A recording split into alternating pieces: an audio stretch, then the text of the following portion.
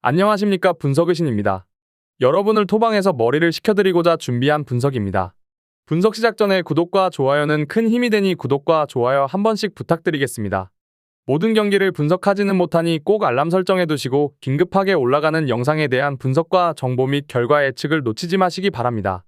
이외 더 다양한 경기의 분석과 결과 예측이 필요하시다면 영상 하단의 고정 댓글에 링크로 연락 주시면 더 많은 도움을 드릴 수 있도록 하겠습니다. 추천 조합은 영상 마지막에 기재해 두었습니다. 첫 번째 경기는 천안시티와 성남FC입니다. 천안은 김천에게 3골을 허용한 것 가지고 수비력을 논하기에는 무리였습니다. 지난 경기에서 부산을 높은 수비력으로 막아세우면서 0대0 무승부를 기록하게 된 것입니다. 성남이 9월 이후로는 상당히 빈공에 시달리고 있기에 천안이 여전히 견고함을 보여줄 가능성은 꽤 높게 보아야 할 듯 싶습니다. 물론 아직 외국인 공격수에게 의존하는 득점력은 아주 신뢰하기는 어렵습니다. 성남은 앞서 언급했듯이 빈공에 시달리는 중입니다. 9월에는 아예 5경기에서 2골에 그치기도 했습니다.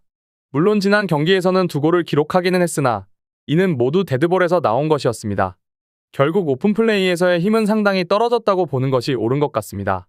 주도권은 어렵지 않게 잡을 수 있어도 이를 득점력으로 이어지기에는 상대의 수비 상황도 꽤 상승세입니다. 결론을 말씀드리자면 일단 2.5언더 양상은 생각해볼 수 있습니다.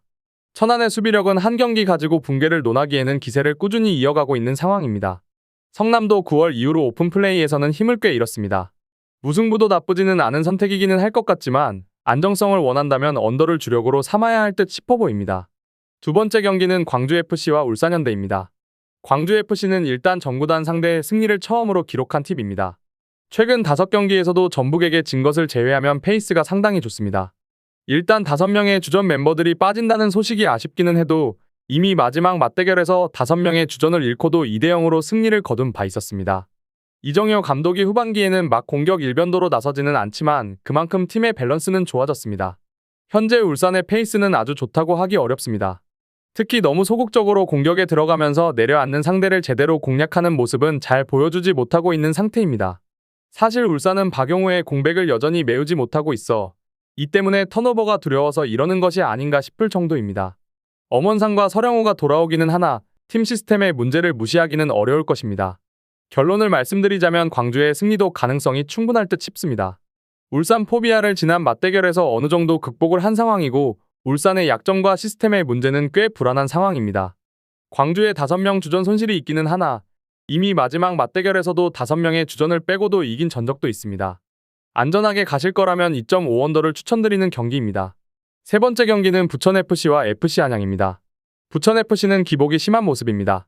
일단 다이렉트 승격은 물 건너간 가운데 그나마 이 순위를 유지하면서 승강 플레이오프를 노려야 하는 상황입니다. 일단 안양의 페이스가 매우 하락세라는 점은 다행인 부분인데 문제는 이영민 감독이 징크스에 상당히 약하다는 것입니다. 올 시즌 김천에게도 3연패를 기록했는데 최근 5번의 안양과의 경기에서 1무4패로 매우 좋지 못합니다. FC안양은 주전들의 뎁스 부족과 이적시장의 더딘 보강에 시달리고 있습니다. 특히 강점이라는 수비가 체력 부족으로 인해서 후반에 집중력을 잃고 치명적인 실점을 내주는 경우가 너무 잦아진 상황입니다. 이우영 감독도 이 때문에 상당히 의욕을 잃은 듯한 모습을 보여주기도 했습니다. 그나마 부천을 상대로는 득점을 잘 기록하면서 강한 모습을 보여주었다는 점이 위안일 듯 싶습니다. 결론을 말씀드리자면 생각보다 2.5오버 확률이 높다고 보고 있습니다. 부천도 안재준이 돌아옴과 동시에 김천전에서 공격 전개 자체는 나쁘지 않았습니다. 그리고 안양도 부천을 상대로는 꽤 강했던 편입니다. 사실 부천이 생각보다는 기울어진 전적에 약하다는 점을 감안하면 부천의 승리까지는 좀 유보적으로 봐야 할 수도 있습니다. 마지막 경기는 대구FC와 전북현대입니다. 대구의 파이널A에서의 플랜도 선수비 후역습. 최원권 감독은 인터뷰에서 파이널A 팀들의 공격력을 경계하면서 견고함을 갖추는 것이 우선이라고 밝히기도 했습니다. 그렇다고 해서 대구의 공격력이 맹탕 수준이라는 점은 아닌데 고재현이 2경기 2골을 기록하면서 세징야의 공백을 잘 메워주고 있습니다. 사실 고재현의 활동량과 에너지 레벨로 인해서 수비에서 공격으로 나아갈 때 페이스가 상당히 좋습니다. 전북현대는 주전들이 모두 돌아옵니다. 일단 수비진이 주전들이 빠져나간 이후에 급격하게 흔들리는 양상이 있었기 때문에 적어도 수비적인 약점은 어느 정도 개선이 될 것 같습니다. 물론 공격진은 여전히 기대가 안 되는 것은 매한가지입니다. 페트레스코 감독이 여전히 공격적으로 나서면서 3위 이상을 노리게 될 가능성이 높지만 올 시즌 대구를 상대로는 3경기 2득점으로 제대로 공략을 못하고 있습니다. 결론을 말씀드리자면 일단 2.5언더 양상은 생각해볼 수 있을 것입니다. 일단 대구의 파이널 A 플랜도 선수비 후역습이고 전북의 공격력도 별로 기대가 안 되는 것은 마찬가지입니다. 사실 대구의 중원 기동력이 생각보다 좋은 편이라 오히려 전북과의 기동력 싸움에서는 대구가 이길 가능성도 있다고 봅니다.